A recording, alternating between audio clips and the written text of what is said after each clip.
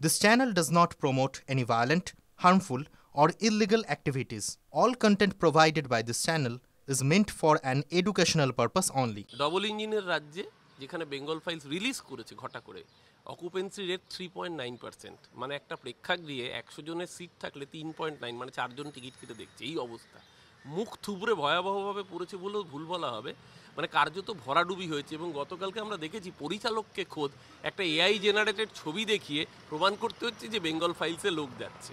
সবচেয়ে বড় কথা, যে পরিচালক রবীন্দ্রনাথ ঠাকুরের ভাই হিসেবে প্রথমে অরিন্দম চ্যাটার্জি বলেছিলেন, তারপর বুঝতে পেরেছেন যে চ্যাটার্জি কী করে ঠাকুরের ভাই হবে, তারপর বলেন না ওটা অরিন্দম ঠাকুর।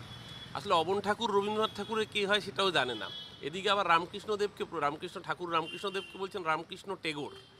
হ্যাঁ, এই হচ্ছে যার মানে হোয়াটসঅ্যাপ ইউনিভার্সিটির ইতিহাসের দিন উনি হতে পারেন।